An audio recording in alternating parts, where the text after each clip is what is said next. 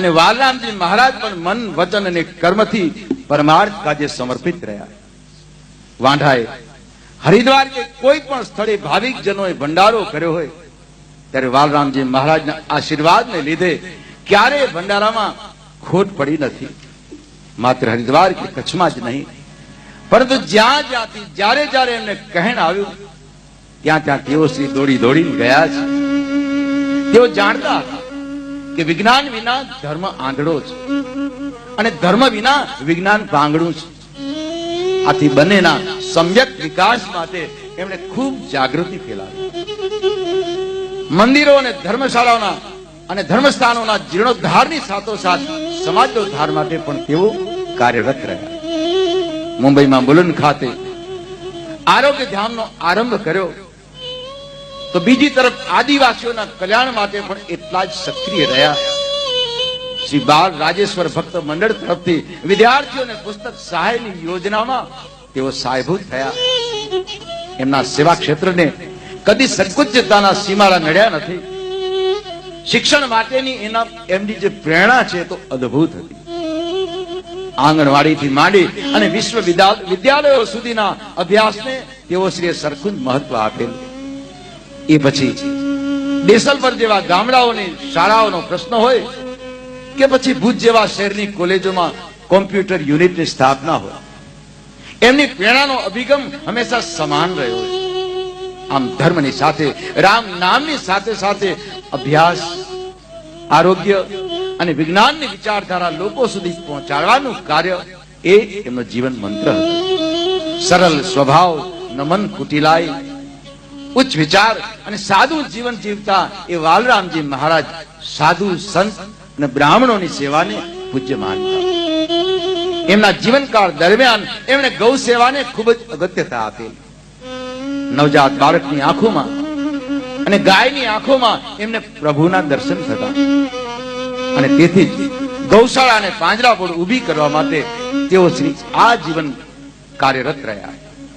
ઋષિઓના દેશમાં થતી ગૌ હત્યાથી તેઓ હંમેશા વ્યથિત રહેતા અને એનો વિરોધ કરવા દેવનારના કતલખાના સામે અપવાસ આદરી સંકીર્તન કરતા રહી અને ગૌ હત્યા બંધ કરવા માટે અશ્રુભરી આંખે સત્તાવાળાઓને વિનંતી સાથે અપીલ કરેલી. દુષ્કાળ સમયે જ્યારે જ્યારે કચ્છમાં પાણી અને ઘાસચારાની તંગી વર્તાતી ત્યારે પણ ગામે ગામ ફરીને ઢોરવાડા અને ગૌશાળા માટે તેલ નાખવામાં એ મહારાજશ્રી મોખરે રહેતા અને એમના પવિત્ર પગલે પગલે તો નાણાઓના ઢગલા થતા. કારણ કે એમની સેવા એ ઉત્તમ કહેવાતી એવી પરમાર્થ સેવા હતી. અને એમનું તો પણ હતું કે મરું પણ માગું નહીં અપને તન કે કાજ, મરું પણ માગું નહીં અપને તન કે કાજ, પણ પરમાર્થને કારણે મને માગતા ના આવે લાજ. આ પરમાર્થને કારણે મને માગતા ના આવે લાજ. તેઓ શ્રી કહેતા કે જો ને ધર્મ ઘટે તો ધન ઘટે, ને ધન ઘટે તો મન ઘટી જાય. પણ મન ઘટે મન રે ઘટે તો બધામાં માયા ઘટે. અરે રે બધું ઘટત ઘટ જાય.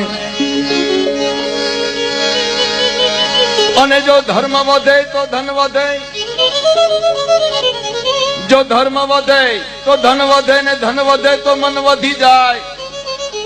પણ મન વધે મન રે વધે તો બધામાં માયા વધે. અરે રે બધું વધત વધત વધ જાય. પણ મન વધે એ મન રે વધે તો બધામાં માયા વધે. અરે રે બધું વધત વધત વધ જાય. અને જ્યાં જ્યાં ગુરુ નામ ત્યાં ત્યાં વાલરામ. પૂજ્ય વાલરામજી મહારાજની ઉપસ્થિતિમાં મુક્તિધામ નાસિક ખાતે ગુરુ ઉધવરામજી મહારાજની મૂર્તિનો પ્રાણ પ્રતિષ્ઠા મહોત્સવ ખૂબ જ ધામધૂમથી ઉજવાયેલો. વાંઢાય, હરિદ્વાર, નાસિક